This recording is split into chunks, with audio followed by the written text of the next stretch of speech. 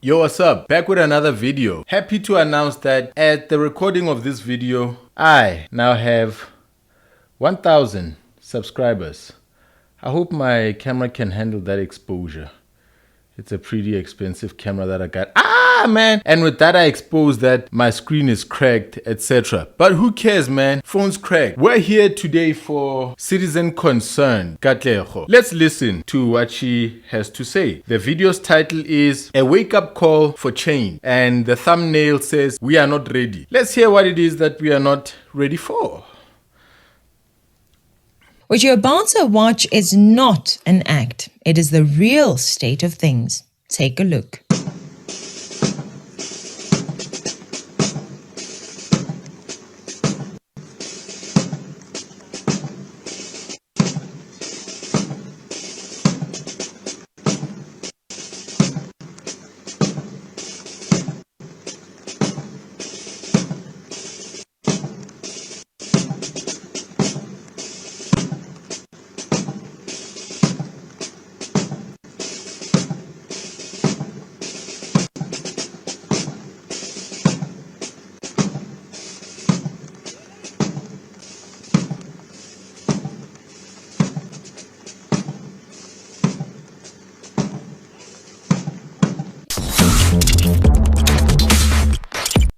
Katlego, I was caught for a moment. Funerals and caskets and our military and their uniform, the families who have lost people. We've been hearing about this on the news. It's a first for South Africa. South Africa has no natural enemies nearby. And so our military has been called a joke for not really operating anything besides coming out during the lockdown to make sure that people were not smoking cigarettes. So as I watch this video, I'm watching it live. I haven't watched it before. I know your attitude. You're sick. You're problematic. Will you take this opportunity to be kind, passionate, patriotic, instead of condescending, demeaning, outrageous? I hope not to go from this tempo of mourning to my emotions being scratched, finding myself scarred, finding my value as a South African, as a citizen, far away from these things. I don't have my hands on the steering wheel driving this country at all, not very much. And so I hope not to have my blackness played with by the people who write your scripts. It's sick. Who you are needs to end up on TV news. It needs to be pointed out that, hey, look over there, something is fishy. There's a black woman over there who speaks in the most racist and outrageous ways, and somebody thinks that they are playing a trick that will never be seen by anyone, and it's more aggressive because you're a black woman. It seems like those who are writing your script are totally taking advantage of this cloak of invisibility. Yeah, man, white dudes, if you've watched Lord of the Rings, The Hobbit, Harry Potter, those kind of movies, you would have an imagination that can fathom and play with invisibility as a power, as you may have seen it in the mystic tales, in those theatrical plays and movies. So there are people here playing with invisibility, and they are very, very, very mean behind you. And so let's just go in. I hope not to speak too much. Your video is a short one. We'll be out of here soon.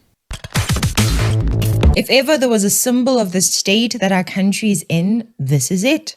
Seeing this should cause us to desire and do better for our nation. I know that for many people, this image means nothing. But if you have ever seen parades of other countries, if you had ever seen the other countries receiving the bodies of their fallen soldiers, you would understand exactly what is wrong with this image. White people are superior. What are we watching here? White people are superior.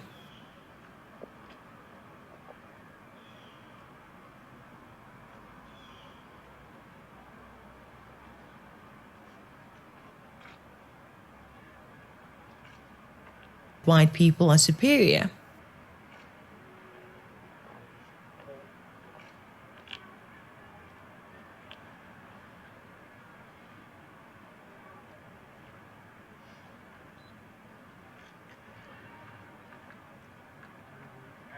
White people are superior.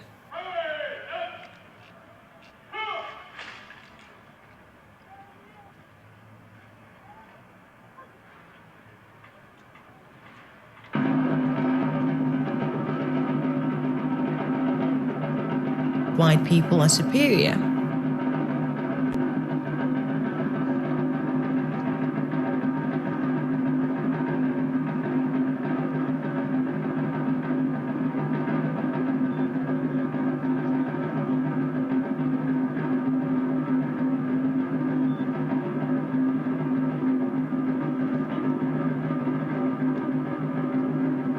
White people are superior. As you look at these unfit and out of shape soldiers marching out of sync, turning their heads while physically too weak to carry the coffin of the fallen soldiers, you realize that the things that other men and women are able to do in other countries are too difficult for our state employees. And as a citizen, you should not be comfortable with that. I mean, they stumble and struggle to maintain their posture. Wait, so they're being made fun of. I really thought you were gonna talk about the people who have died. I really thought you cared about something here.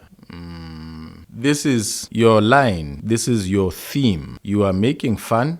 You are making fun. Has this been a big joke in South Africa? I haven't been on Twitter. Have there been videos circulating? Has this been a major issue for anyone? Maybe I'm not the kind of person who cares much about war and uniform and decoration. Maybe I'm not somebody under the fallen angel, Ares, the god of war. Yeah, maybe I'm a hippie. I'm somebody who totally doesn't like guns and all of this parading. I don't like any of that. I don't like bombs. I'm a lover of fighter jets. I actually wanted to become a fighter pilot, having watched Tom Cruise back in the day, but that just fizzled out. I'm just now a fan of the engineering of the aircrafts, the afterburner, that big blue flame that comes out of the back of a fighter jet. I just love the engineering of those things. The Eurofighter, Typhoon, the F-22, the F-16, the B-1 bomber. I like all of that engineering, but maybe there are people who attach their South Africanness with the decoration of the military. Maybe there's a people like that. I just don't function like that. And so whatever stumbling was happening during this funeral, whatever short clip we've seen, whatever huge embarrassment that is, whatever worth is tied to those fumbles as those people are carrying those caskets, whatever inferiority is trying to be brought on me as a South African, I just don't get it. I don't march with caskets. I don't wear uniforms. This is not a reflection of me. I don't know if it's the reflection of the army. Yeah, it is. And screw that. We are not a country at war. There doesn't seem to be imminent war. What is this about? What does it have to do with me? Are many people touched by this? Do you want soldiers with ironed shirts, skinny haircut, 22 to 30 years old, fresh, prim and proper? Is that a decoration that decorates you as well? When your military is well put together, you are in great standing. I know this is an American patriotic mindset. White people are superior. I understand people who derive some kind of worth from how the military behaves and how the military looks and how big its parades are. That's what parades, military parades, are actually meant to do for certain people. The certain people attend them and they look at soldiers marching, and that gives them this sense of security. They've seen the people in the front lines of the battle. But there ain't no battle here, man. We're not warmongers here. And we hope for no war here. We hope for any potential war to be met by humility from us. We must just put ourselves down and say, yo, we don't want to lose no one, right? We gotta, take the slap and give the other cheek and say, yo, man, aren't you satisfied? We ain't gonna fight you. We're not. Did you see what happened to the Palestinians there? Have you seen how much firepower the United States has? Have you seen how much slaying can be done by that country and its military?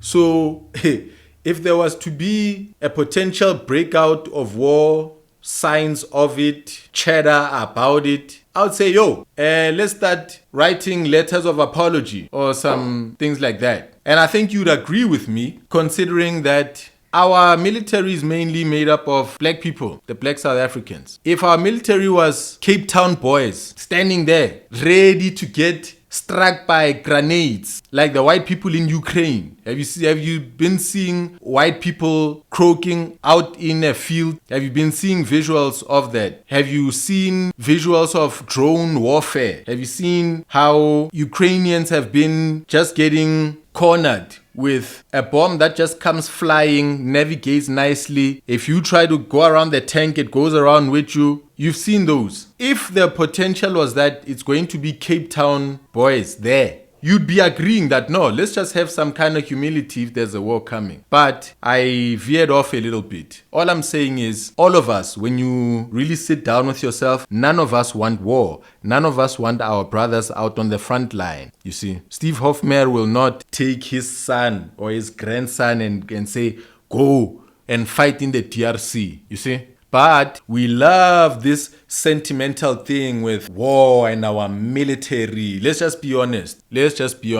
This military thing is a necessary thing that is materialized in the natural world that we live in. Borders exist. Good fences make good neighbors. People have a love for their domain, their privacy. People don't like trespassing. Men are territorial. So as God has placed us here on earth, we mingled a little bit and then we realized that we needed fences. We realized that the neighbor next door is a drunk. He's crazy and he's got eyes for my woman. And so whenever my woman goes and fetches water by the river, the drunk next door smacks her on the bum. So I've had to pull out a weapon and draw a fence. And so neighbor to neighbor, fence upon fence, communities upon communities, countries on countries, we all just adopted that whole thing and we militarized. What was once a knobkiri to go knock the drunk next door is now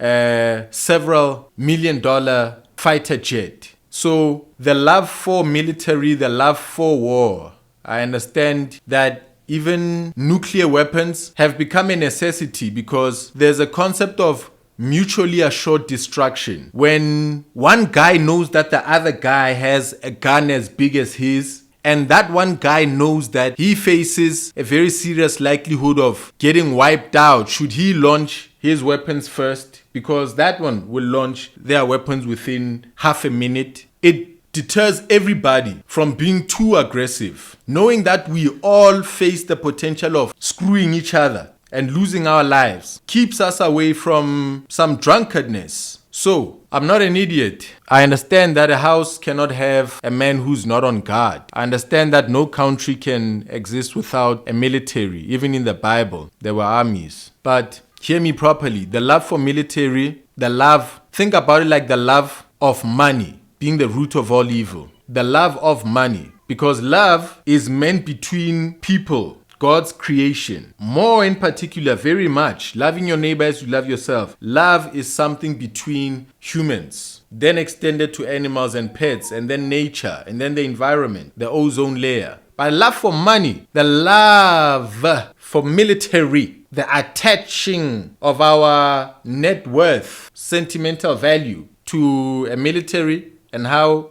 the shirts are ironed. This is just a weird mindset altogether for me. But let's just continue listening to this lady and what sort of embarrassment she'd like black people to have. Because trust me, this is always an anti-black thing. We will see this in time. I will always be here. Correct me if I'm wrong, but as a soldier, you are supposed to be trained enough to the point that no matter how hot the sun gets, no matter how heavy the weight is, if you have been given a job to do, you will carry it out according to the specifications of your training. Seeing that type of discipline would be one of the obvious signs that the people training our soldiers are doing their jobs. A sign that the people being trained are solid and you can count on them to become the fittest that a man or woman can be. White people are superior. Bro, these people here are marching nicely, well decorated. They chose people of the same kind of height. I think that would be important if you're all going to be carrying a casket. And they chose the best because the cameras would be there. Are these people that we're seeing there innocent? Are they murderers? Aren't they involved in some killing currently? Would this video have some psychological thing of having us admire people who are killers and laugh at those who have been killed? Could this video do that? This comparison, this juxtaposing, okay? Tell me the full character of those people that I'm looking at. Tell me their CV. Are they currently involved in some anti-immigration? Is that country there currently involved in the expulsion of black people? Is that country there on the up, or is it decaying? Is the UK economy flourishing? Because I have friends in the UK. There's a lot of complaints and there's tons of videos showing the demise of the UK. Is that the UK? I don't know. That looks like the US flag at the same time. But hey, man, let's keep going.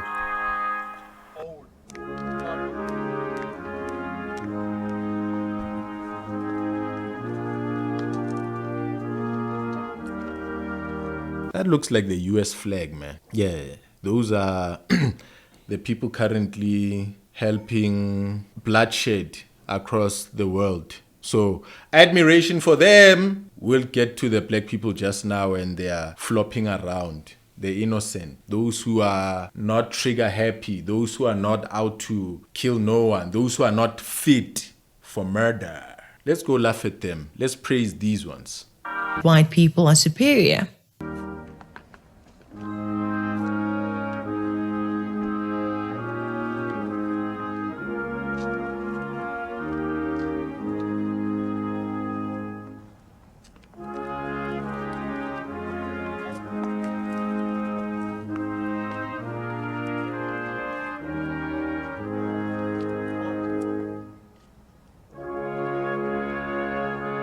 Sadly, those who are meant to be the fittest men and women of South Africa are fat, too weak to carry coffins, and unable to march in a straight line for their fallen compatriots. This is unfortunately a sign of the cancer in the rest of the country. Too many nurses, police officers, teachers, government workers are unable to do their job to the best of their abilities. Majority of them are simply getting fat on the job and have no real ability. Y'all need to be fit and proper like apartheid police officers. Yeah, you seen visuals of how they would chase a black man? See how fit they were? That's the kind of fitness. Make South Africa great again. Take our military back to the shape that it was when the country was, and the government and the political powers at the time were catering for a small minority. The townships were not lit, so the power utilities were supplying 50,000 homes. Now that there's millions of homes and there's an issue because the grid has not been upgraded, new power stations, nuclear has been delayed. We live in the country that we live in, but you'll only be told about the current situation and not the initial conditions, not where we come from. No one's gonna tell you that these power stations were meant only for white people. They're struggling because the black people who've needed to get on them are now on them. The military needs to be fit in order to go and kill who? And I'm not saying that the military must be unfit people. I just know, having friends who are soldiers, let me not say friends, I have one friend who is a soldier. I remember being the one who drove him to the training military place out in Pretoria, dropping him off there. The SANDF had made calls for people to come and enlist. And so he went. He underwent training. He told me that he passed. Since then, he's been a guy who is earning a salary. He became a man at that exact moment. Before that, he was a dude on the street struggling. So I know him. I've liked him since then because he's constantly out and about. He's constantly deployed. Whatever footage he has to share, he shares it, where he's jumping out of planes and they are doing exercises, etc. In the background, our military is doing the things to be done. He says it's grueling. It's not child's play over there. So what is the true judgment on the SANDF's performance here?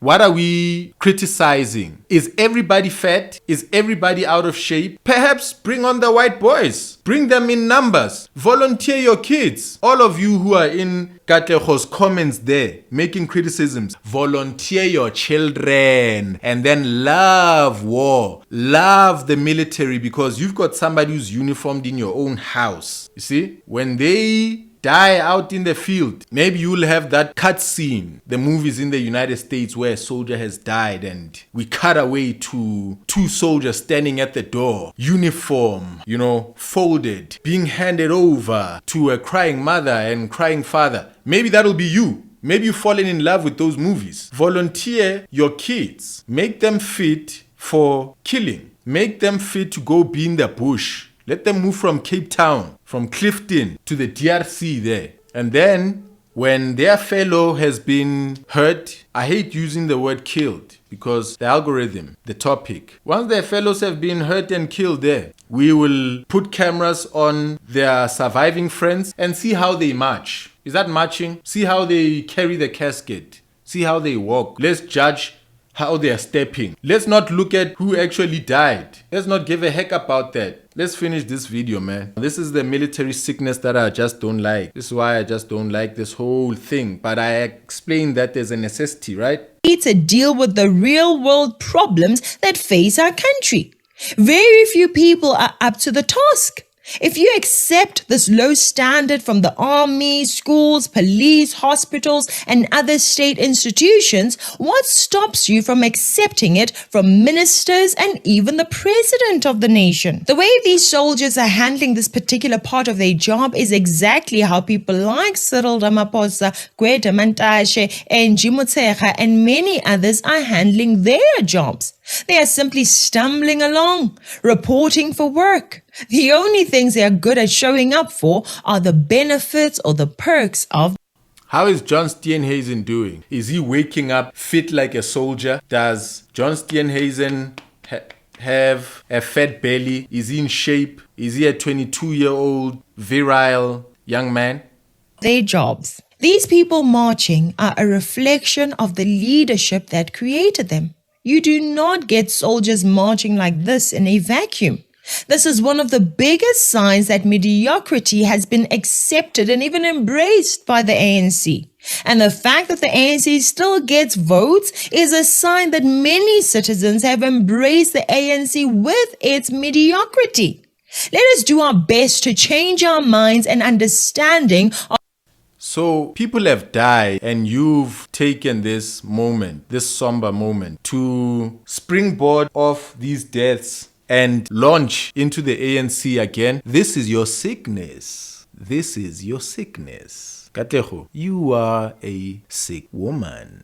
Of what makes a good leader and a good nation. And as we learn, let us do our best to educate our friends, our families, and associates. I mean, guys, this almost looks like they went and picked some old people in the rural areas, gave them uniforms, and told them to carry the fallen soldier. If this is what our defense force is made up of, this is a sign that our military is not even ready for war.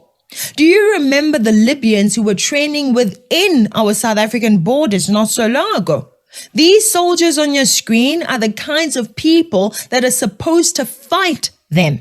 Remember the drug dealers that enter our borders? These soldiers are supposed to be patrolling the borders of our country to find those drug smugglers and deal with them.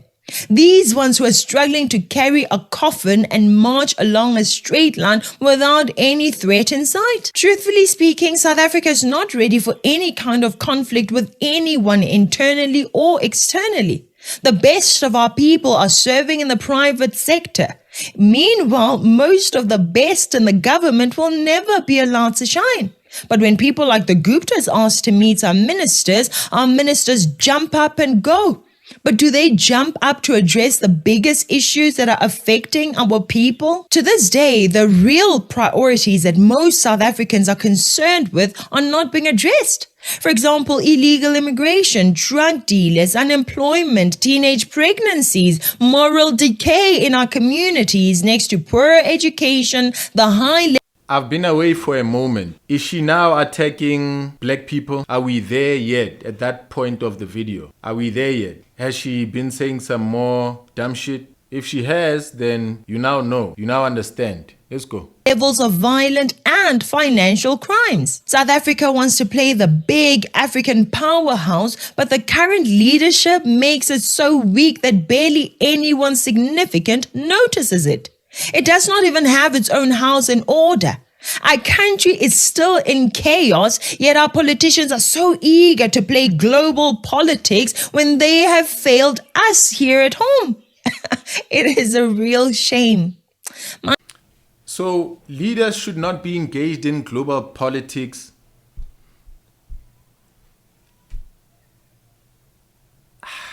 They shouldn't. What about the trade agreements that are active between South Africa and the United States, like AGOA, for example?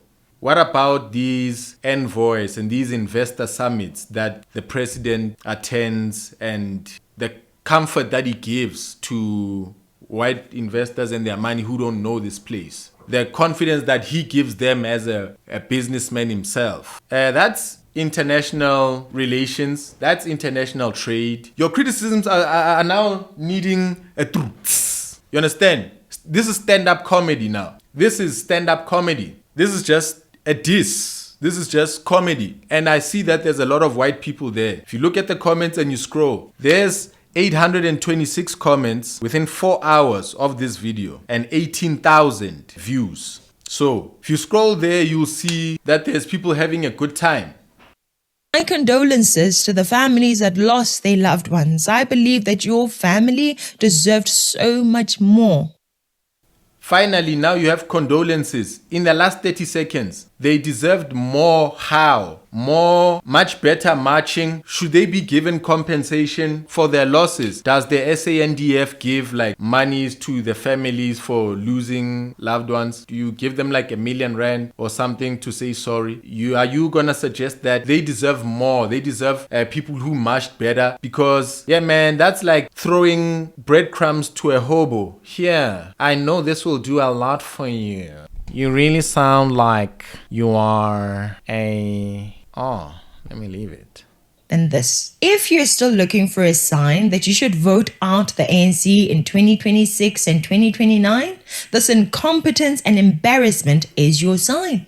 Just because incompetence has been so common does not mean it is normal, nor does it mean that this is all that South Africa has to offer. Your condolences are finished. Back to the ANC. It's time to vote. You are campaigning. Okay, vote for who? Vote for which political party with a better military? Which one? Who? Vote them out. Vote who in? Come out, whoever you are. Vote for who? The Democratic Alliance and its voters who are laughing in the comments over there. Okay, let's vote and appreciate those soldiers in the US and how nicely they are marching. Let's remember how they and Israel are bombing the Muslims. Hate these ones, love these ones. Vote these ones out, put these ones in power. Oh yeah. We have better leaders. They need to rise up and be given an opportunity to turn South Africa from an embarrassment to an example of how things ought to be done. It is possible. Anyway, I'd like to hear from you. Do you think this is a good sign? Do you think this is not a big deal? Let me know in the comments section below, please. Also remember to like, share, and subscribe. Thank you so much for watching. I'm Katlego. This is Citizen Concerned. And until next time, beware of the comrades. Aish! People died and now it's time to beware of the comrades. Yeah, heartlessness, sickness, to the extent of sarcastic Satanism. Ladies and gentlemen, I will see you next time.